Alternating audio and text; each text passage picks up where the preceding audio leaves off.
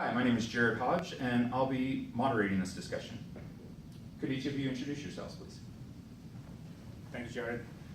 My name is Pankaj Jain. I'm responsible for the brokerage site Schwab.com, and we've been on this journey, on the Agile journey, for several years now.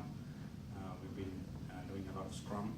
In the last year or so, we have been accelerating on XP practices and lean management practices. So we're pretty far along in our journey, and we are now moving to some of the advanced constructs and trying to leverage more of the benefits of Agile and Lean.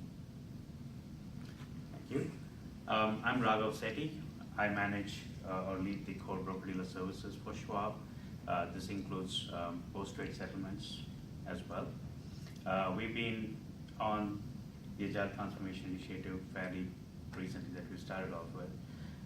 There are mixed adoptions that we've had in the team. There are some projects that are running Agile and some that are actually still following RUG. So we're fairly early in the process of adopting Agile. We are having many monetization initiatives that we are trying to kind of influence Agile practices into, primarily running it as a Scrum. That's what we are doing. I'm Krista Connor. I joined the firm about 2 years ago, and I kind of lead the Agile transformation. I work with these types of gentlemen and their teams. I provide coaching and other support to help teams be successful in their adoption of Agile. Okay, Raghav, could you maybe tell us a little bit about what is different about the Agile transformation of a Fortune 500 company versus a smaller one? Yeah, it's an interesting question. So I'd like to use the analogy of turning a ship versus turning a boat. That's the difference I see between a Fortune 500 and a small one. The broader challenges that we face is adoption across different verticals within the company, and that could be at the business tiers as well as that could be at the technology tiers. And you'd have you'd also have domain verticals within organizations. So there is the challenges that come with this. How do you get alignment in common practices across these orgs and have a single accountable product owner assigned to prioritize efforts across, in a large, broader organization? I think that's one of the common challenges you'll see when you start off. But I think once you get the ball rolling and you're able to define best practices that work across verticals, it gets moving. But it's a pretty slow transformation. Okay. And Krista, is there anything unique about transforming a large financial institution? Yeah. So in the financial sector, it's highly regulated. So a lot of companies, are familiar with SOX and the compliances they have around SOX. With financial institutions, though, we're accountable to the Fed. People want to make sure their money is safe, and that involves us having processes that are repeatable and predictable.